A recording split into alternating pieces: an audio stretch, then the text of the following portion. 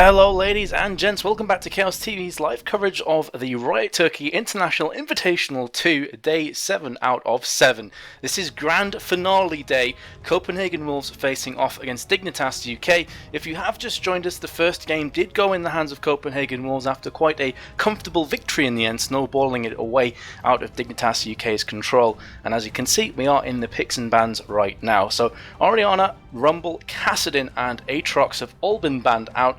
Definitely understandable why I'd get rid of Kassadin. As I said in the last Champion Select, Coutard loves that champion. That being said though, last time around Dignitas did ban the Fizz out, and I'm just curious if they're going to leave it open this time around. Zed has also been banned out for the second consecutive game. Seems like Dignitas are pondering over this last ban. There are a lot of champions that could be targeted here, but as we said previously, myself and the co-casters at Chaos TV, it is so difficult to ban Copenhagen Wolves out of matches. They have such large champion pools between the 5 of them, and they're going to go for the Caitlyn. And you know, I'm not surprised about this. I'm actually more surprised that we've not seen more Caitlyns targeted against Copenhagen Wolves, because Forgiven plays Caitlyn every single time it's open, but in doing so they've left Elise open this time around. Was banned from Copenhagen Wolves last time because they were second pick, and they love to run Elise on Amazing. It's probably his best jungler, and every time it's free he's going to lock that in and just decimate from the jungle. However, that is going to leave the powerhouse of Corki open, which was banned last time around as well. He is a top tier AD carry after the changes to Trinity Force were made, and he is just simply huge right now in the current meta. So I would not be surprised to see the Corki being locked in, specifically because Caitlyn's been banned, and Caitlyn is revered and regarded as being one of the main counters to Corki, because Corki is quite a short-ranged AD carry. He does a lot of burst. He's more of a caster AD, if that makes sense. He wants to go in with Phosphorus Bomb, and the big one, which is his every 4, I believe, missiles that he fires out. His missile barrage is going to be a big one, which does a lot more damage. So he wants to burst you very quickly, and Caitlyn is a straight-up counter. So definitely an understandable pick. Shyvana was also left open this time, another of the champions that was banned last time around, and Impala is going to pick that one up very, very quickly.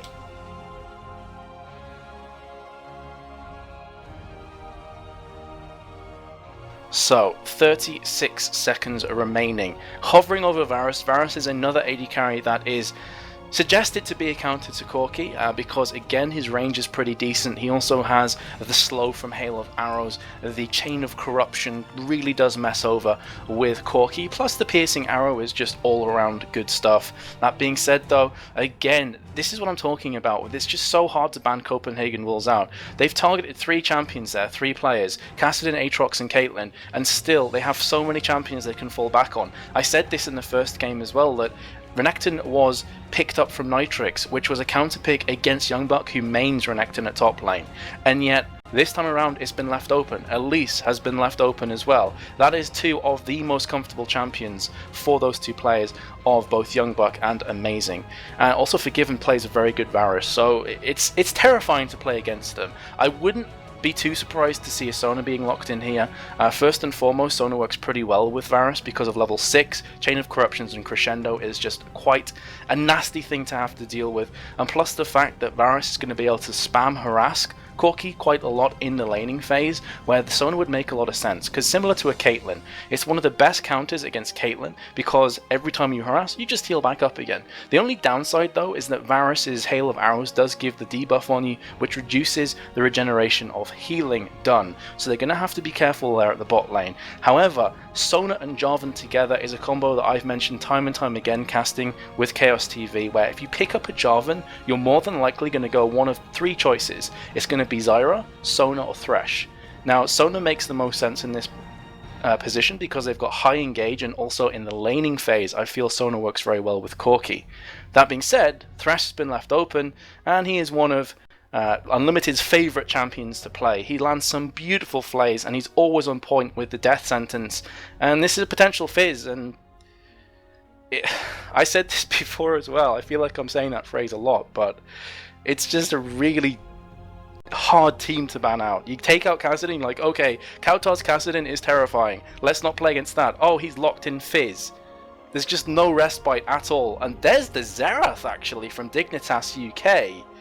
which is a ballsy pick. But that being said, if you can lock down the characters with the Crescendo, with the Cataclysm, the Xerath barrages he's going to be firing in is such long range, and it will completely decimate the likes of Varus, who, if his flash is on cooldown, has no escapes if the Dark Passage doesn't come in from Thresh. So it's a ballsy pick, but it's a very good one, I feel. That being said, guys, we've got 30 seconds left on the delay, so we're going to cut to a very quick commercial break. It should only be about 1.5 to 2 minutes, and when you rejoin us, we'll be live for game number 2 between Dignitas UK and Copenhagen Wolves.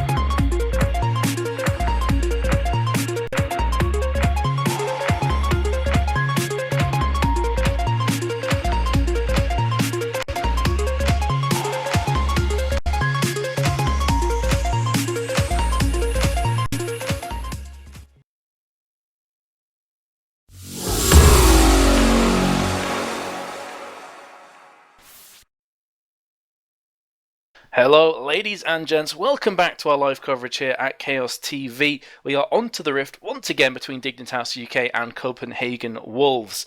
As I mentioned previously, lots of happy picks from both teams here. Xerath is a bit of a head scratcher to me. That being said, it looks like a couple of players could be finding themselves in a troubling situation. Samwise instantly just running away, however, and should be just fine. Ward goes down into the bush from Dig UK.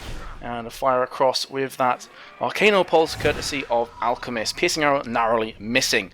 But they have definitely got some vision and some map awareness, knowing that Copenhagen Wolves, all 5 players were skirting around the area and therefore have instantly gone in for a counter jungle of their own. Nitrix and Yero are on the blue buff right now. Pop down a ward and they're going to be backing away, realizing that Copenhagen Wolves, as the gig was up and the jig was up from their point of view, they're just going to be backing away to their own jungle. So, going back onto the Xerath pick, Xerath is a champion that a lot of people feel is actually kind of countered by Fizz, because a lot of the damage that he's going to be popping down is kind of predetermined, it's telegraphed. He has to charge up if he's in his W, which is the locus of power, and it's quite easy for a Fizz with quick reactions, as we know Coutard has, to get out of also the E, which is called the Mage Chains, and also his Arcane Barrage. So Fizz can negate a lot of that damage and negotiate his way out of a lot of those situations where Xerath is going to be a pain. So initially I was wondering if Dignitas UK were going to try another lane switch up as they did last time, but it doesn't appear to be the case. So we're going to have the standard laning phase here of top laners facing off against each other. So that is going to be a Nitrix on Shyvana up against Renekton on Youngbuck, and also the other way around I should say, Youngbuck on Renekton. And actually, speaking of which, they've just butted heads there in the bush, and I think both of them are going to be just fine for now. Burnout from Nitrix, and Youngbuck has picked up his Cull Lamik first. That's going to leave the aforementioned Fizz and Xerath facing off against each other in mid, and of course that will leave Forgiven, Varus and Unlimited Thresh, I should say, up against Samwise's Corki and Yero's Sona. That's going to be quite an interesting volatile lane, I would imagine, a bot lane, because if a death sentence lands, watch for Copenhagen Wolves to go really, really aggressive and try and pick up that kill onto Yero. It is quite a scary situation for Summoner to be in. She's a very squishy champion, and if you land that death sentence, Thresh is going to have a field day. There we go, death sentence comes in. Will they engage off the back of this? Yes, they absolutely will. Ignite goes down as well, and it's almost like they could hear me, and they made the plays. Two important features there. One, Forgiven and Unlimited hit level 2 before Samwise and Yero did. That means they had the death sentence and the flay to completely lock Yero out. Ignite went down instantly. They've landed another death sentence, which is going to allow Forgiven to put down a lot of damage on Samwise. Piercing Arrow comes in and forces away the barrier, and this is one of the key reasons why they're such a scary team to go up against. I've said this time and time again when I've been casting Copenhagen Wolves, you don't want to give them a Thresh, but there's so many other champions you have to ban out, and now Young Buck's finding himself in a precarious position at top lane, and Paler's coming in. He has the flag and drag, however, flash instantly out from Young Buck. That's good news from Dignitas UK. Yes, they didn't get the kill, but it was a successful, if I can get my words out right, successful gank in the fact that they popped that summoner spell. And now Amazing is coming up to the top lane. I'm not sure if Impaler is going to stick around here. Yes, he is. It's almost like Young Buck is baiting him out, saying, I know you're still around here, come at me bro, I've got Amazing next to me. Young Buck is taking a lot of damage though, slicing and dicing away. Maybe Hubris was his downfall, feeling like he could deal with both of the top lane is not going to be the case. They have equaled the odds though, with Amazing taking out Shyvana, and now looking to go one better and connect the docks, and Paler will flag and drag away. Volatile Spider comes in, and the Cocoon, neither of them will manage to land.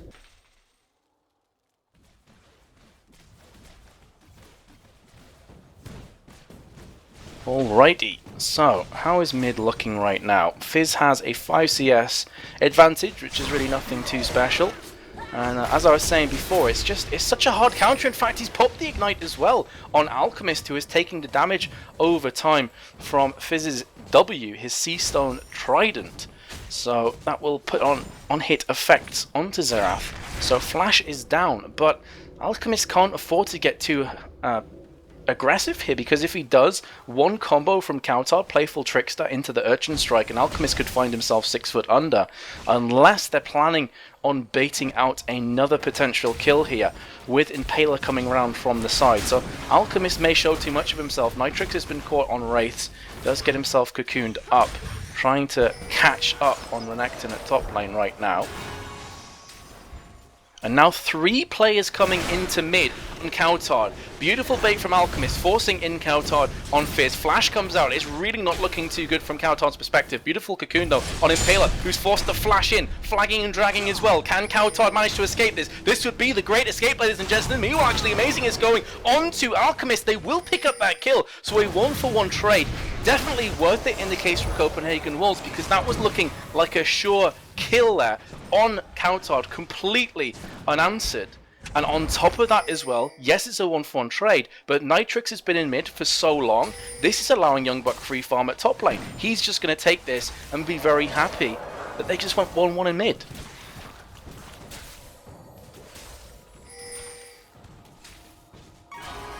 So, some pings coming down at bot lane right now from the red team of Dignitas UK. They are looking to set up a gank.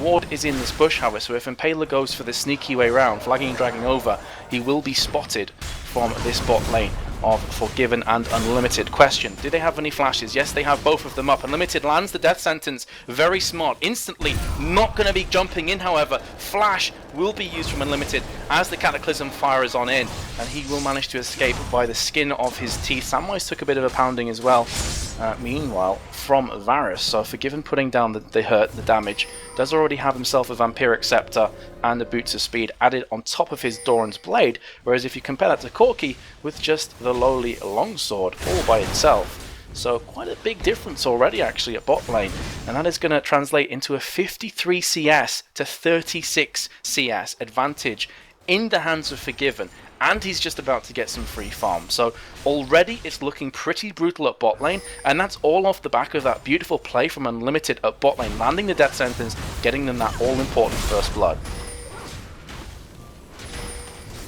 Amazing's trying his hand at stealing away the blue buff, but Impaler and Samwise showing up in the nick of time, and they will manage to push him back Top lane, Shaban is on level 6. He's going to get taken out though from Renekton, who popped up the Dominus. So Youngbuck is managing to claw himself back into that lane. Previously, Shyvana did have the kill advantage, but now Renekton picking up the kill and also managing to push this tower. And I still feel, you know, League of Legends, it always amazes me how much of a domino effect this game has, where one big play or one mishap can suddenly snowball into several other ones. Top lane with Nitrix going to mid, that allowed Youngbuck some free fob and some experience as well. He's nearly level 8, so going into that fight, he was getting up above Shyvana there in terms of experience and hitting level 7 before her, which definitely transitioned itself nicely in his favour. And Paler's going to be trying to steal away this red buff, knowing that his red is probably being taken from Amazing, and indeed it has been. So a straight up trade. Xerath going back to Fountain as well. And it looks like they're going to try and pull off a gank at bot lane. And this could definitely work. They know Unlimited's flash is down. He doesn't have the box yet. Chain of Corruptions, however, is available for Varus. Are they going to be able to play themselves out of this position? He will be Chain of Corruption Samwise, but it's not quite enough to keep them away from Unlimited. Very smart play from Dignitas UK. It's definitely a part of junglers play that if you burn a flash, make sure you exploit that weakness. Make sure you go back down there again, because if your gank is successful, this time around they're not going to be able to escape. That's exactly what we just saw there. Plus the fact that Forgiven tried his best to save his compadre at bot lane, also used that Chain of Corruption. So it's a twofold, two-pronged kind of deficit there at bot lane. Not only did they get a kill against them, but they also popped one of their key playmaking ultimates. Speaking of which, Chum the Waters has just landed on Alchemist, flag and dragging across, in fact not able to do so. Here comes the Arcano Barrage, will be landing a lot of damage on Coutard, who finally goes down. Can Amazing even up the odds, however? Auto-attacking, flashing on in as well, will get his man, but it looks like he could be in quite a spot of bother from Impaler. Flag and drag again, and Impaler will shut down the Elise. 2-for-1 trade in mid, looking pretty good there from Dignitas UK. Jarvan's getting huge as well, 3-0 and 2 with a shutdown goal of 432 gold in his back pocket. When he goes back to spawn, he's going to have 1.4k at his disposal, so watch out for Jarvan becoming somewhat of a tanky beast getting into this mid stage of the game. Varus is actually flashing a red at bot, uses the barrier, just about escapes by the skin of his teeth. That was about 15 hit points he's managed to survive with, alongside the Dark Passage and of course the shield that Unlimited threw to him. Very, very close, and that was an Ignite and Crescendo burnt at the bot lane from Sona.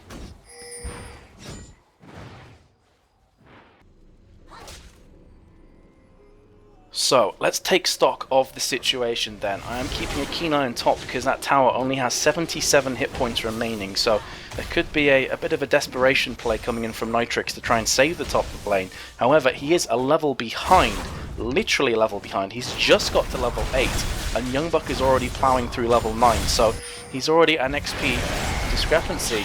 Giant's Belt as well from Renekton is going to make him pretty big. Here comes the flashing of the red though at bot lane as Corki will go down courtesy of Varus, and Amazing jumps in the meanwhile, so another successful gank from him. However, Countard's now in a pretty sticky situation. Flag and drag comes across. Countard needs to wait 2 more seconds for Playful Trickster, forced to flash away, and a beautiful snipe from Impaler through the wall, courtesy of that Dragon Strike. And he is just so tanky right now, he's going hell for leather. He's like 2 versus 1, I don't care, because here comes Forgiven from the side, at least having to repel on out, but it looks like it should be another kill here, as it will be. However, the shutdown will be going in for Varus, so not necessarily the greatest of results there. They're now going to pick up another kill, double kill in for Varus, looking for his triple, double buffs on Varus on top of that. But Alchemist will be able to escape, and also has flash up, so they're not going to bother giving chase there. Just a passage of big plays. Jarvan is so huge, but I'm pretty sure that's going to hurt Dignitas UK pretty bad there, to be fair, with getting that shutdown gold on Forgiven and the double kill. So as much as we've been talking about Jarvan being big 5-1, Varus has slowly but surely escalated in a 4-0 scoreline at bot lane. Plus, on top of that, about 16 or so CS differential. So it's getting quite scary right now from Corki's perspective, because Varus is coming back into the lane with a Bloodthirster and a pickaxe, whereas Corki has just a Phage and 375 gold to his name. So in terms of raw damage output right now, Corki is a country mile behind. He's going to have to rely a lot on Yero's play and having that presence with the Crescendo. But with Jarvan being so big, he can afford to try and solo Dragon right now. He needs to be careful because in doing so he's weakening himself in terms of hit points. He's got down to half of his hit points right now, and instantly Elise comes around from the side. They're going to be pink warding this one out. They're actually going to turn this one around as well. So from what looked like it could be a free pickup from Dignitas, starts to backfire, and this is because Corki is so much weaker than Forgiven. I don't think they want to fight this. It's going to be so precarious if they do, and that is going to be a free Dragon going in for Copenhagen Wolves, while at the same time they do pick up a second tower as well. So back-to-back objectives in the hands of Copenhagen Wolves, which, if you didn't catch that first game, did win it quite comfortably. So already, Dignitas UK backs against the wall. Are they going to come out fighting though? Looks likely. Alchemist throwing down his ult. He has another charge of the Arcane Barrage, I believe, left. There we go. Just about a 50-second cooldown with blue buff, so no big deal that he's popped that, and it also pushed them away from the tower, so definitely worth in that case. Corki flashing up red again at bot lane. It's so difficult solo casting these games because there's so much stuff happening at the same time that I want to take stock of the situation and talk about the item builds and the differences in CS, but at the same time, you've just got action in all three lanes. Speaking of which, Youngbuck is now pushing Nitrix away, who's still looking pretty vulnerable at top lane, and as I switch to top, suddenly you just got bot pushing very hard as well. Corki flashing up again. And these piercing arrows, I believe, from Varus are just starting to wreak havoc, because he's maxed piercing arrows first, which a lot of Varus players do actually put the points into. And this is allowing him to poke and also clear wave from a long distance away. And because they're constantly putting harassment at bot lane, Jarvan is forced to just camp it. Because if he doesn't, that's going to be an inner tower falling, going in, flayed back from Unlimited, doing a lot of damage as well. Here comes the box and the Cataclysm. Here's Forgiven, though, trying to just push away Jarvan, saying, nope, you stay away from my support. In the meanwhile, DX Alchemist was thinking about coming to bot lane, but again, in doing so, you're leaving that mid tower vulnerable. So they have to deal with a Renekton on Youngbuck pushing top very aggressively, who's now coming to join mid. In fact, he's thought twice about that one, he's pulling himself back. But the point I'm trying to make is that they have this kind of 1-3-1 approach, whereby Varus can now go bot lane by himself if he so chooses and allow Thresh to go mid. And in doing so, they can pressure all three lanes simultaneously. And it looks to be what's happening. Thresh is going to join mid, Varus is going to go bot, Renekton's going to crush top. And a decision has to be made from Dignitas UK. Which of these lanes do we try and defend? Because if we try and defend one, the chances are we could lose the other two. Corki is so much weaker than Varus, who's now just picked up his last Whisper. If he lands that Chain of Corruption, it's going to be very difficult for Corki to escape, even with the Valkyrie up. Youngbuck is just completely bullying Nitrix out of lane, who again cannot afford to duel with that top laner. So two lanes are kind of starting to spiral out of control. Yes, it could be said that when Corki gets his Trinity Force finished off, it's a huge damage spike, and indeed power spike for him, in which case Varus is going to have to be a tiny bit more careful. But when Varus is this big, I honestly don't feel that Triforce is going to make a great deal of difference.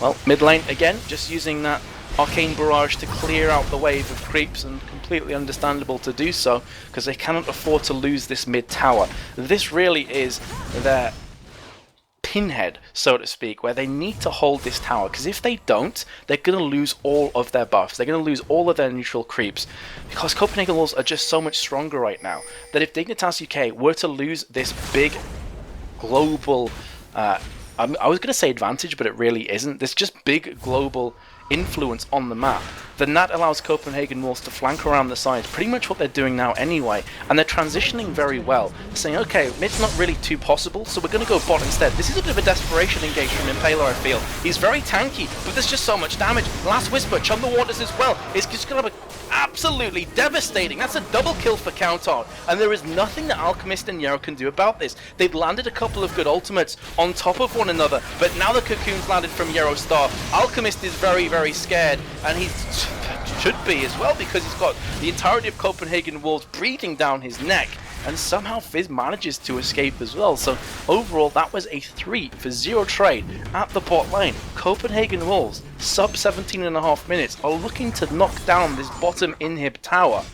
I don't think the Alchemist can do a great deal. 40 seconds left on his Arcane Barrage. They're finally going to back on off because they realize that Corki and Impaler are back up again out of the Death Chamber. But still, the damage has been done down there. 791 hit points remaining on that bottom inhib tower. And you hear a lot of casters saying this, that if you manage to pick up the bottom tower and the inhib, that opens up loads of plays. And Samwise, you need to be careful here, dude, because you were going to get bushwhacked there from Varus. Complete bait from Unlimited, who was saying, okay, well, I'm scared of you, please don't chase me, please. Oh wait, there's a Varus and you're dead. It's like Samwise just, oh crap.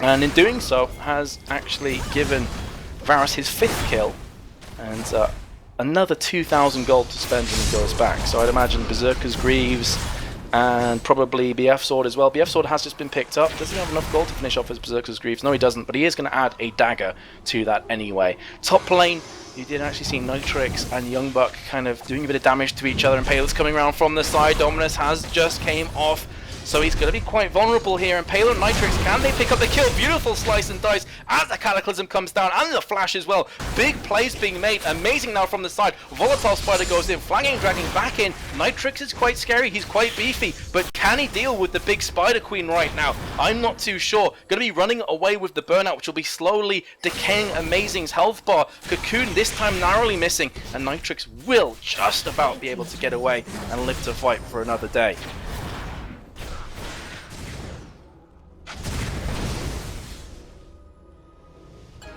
A plethora of players, as you can see, flashing up red on the left and the right of your screen.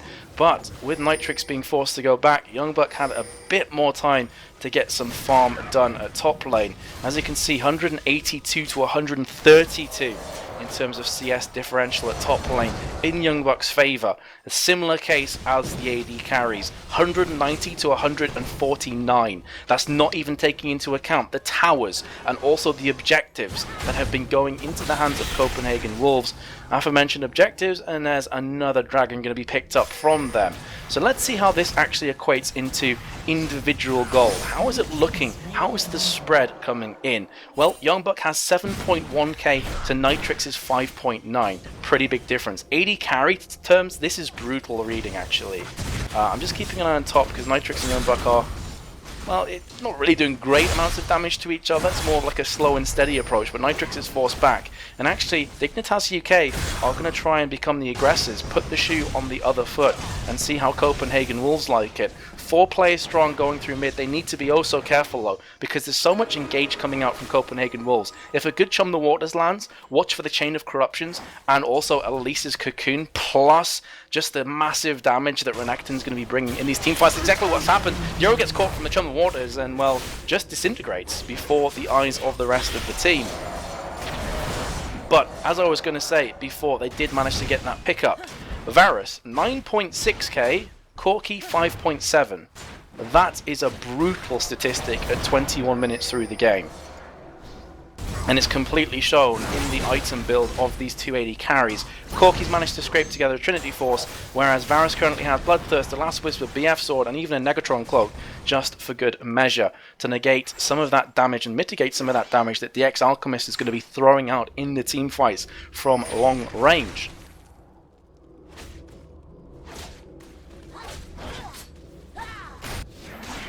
Man, it feels good when you have a quick drink, when you've been talking for like, I don't know, 2 hours constantly. It's a good feeling on the throat. Regardless though, Nitrix and Youngbuck, again, they're just kind of bullying each other out. I have to say that Youngbuck is certainly coming out ahead in this confrontation at top lane. But Amazing is looking to, well, I thought for a second, potentially tower dive, but smartly not going to be doing so because must have realised that Dignitas UK have this jungle warded. They saw that Amazing was going up to top and they could have looked to counterplay that top gank. That being said, Nitrix was forced back to spawn. Youngbuck going to do some damage to this tower.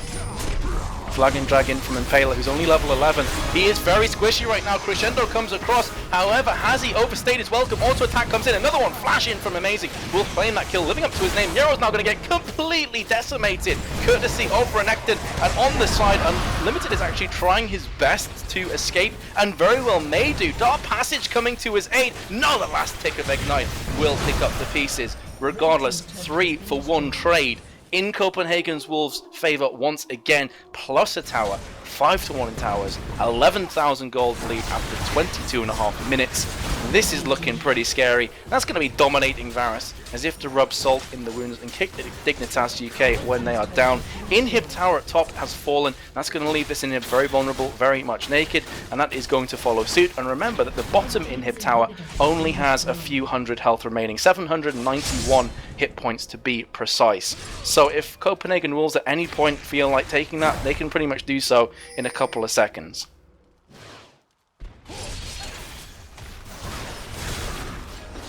And at this point in the game, well actually Impaler's going really ham right now, all by himself though. Cataclysm and Flying Drag, which is kind of the classic Jarvan the Fourth play, but didn't really do anything. Chum the Waters was burnt from Kaltard, did not have the damage, did not have the presence to follow up on that engage and potentially pick it up. And as I was about to say, it's normally this part of the time when I'd ask my co-caster, how can Dignitas UK possibly come back into this game when they're so far behind in terms of items, they're so far behind in terms of just raw map presence? I honestly don't know. They've got some nice engaging tools, but when Impaler, who remember was pretty nicely farmed at the start of the game, he was 5-1 at one point in this matchup before getting caught a couple of times, but when he's as tanky as the Jarvan the Fourth build is right now, which is Spirit of the Ancient Golem and the components of an Aegis of the Legion, and he's dying in a heartbeat, that's where it becomes really scary. Youngbuck's going to flash in, Cull of the Meek, and also Ruthless Predator on Yarrow. This would be an important pickup, who has no mana but will be flashing through that wall. However, worth it, I'd have to say, in terms of Copenhagen Wolves, because one of the only ways that Dignitas UK are going to pull themselves back into this game is with some huge engages from the likes of Eurostar. So getting rid of his flash is actually pretty important. Yes, he's going to die very quick, but that crescendo could be a deal maker or a deal breaker, as the case may be, in which perspective you look at it from. So getting rid of his flash, actually pretty much worth it, I'd have to say, from Copenhagen Wolves, because when is Renekton realistically going to need his flash? He's so big right now with the Sunfire Cape and a Spirit Visage with the Slice and Dice. I think it's a worth trade.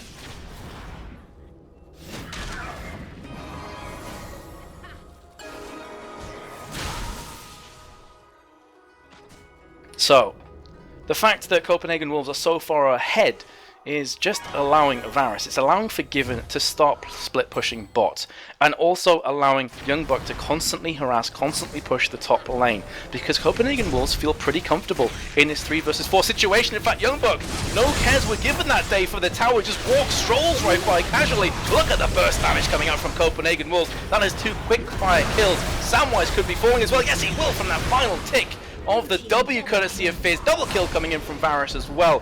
4-for-0 trade, thank you very much. And Copenhagen Wolves take game number 2 as another surrender vote comes in from Dignitas UK.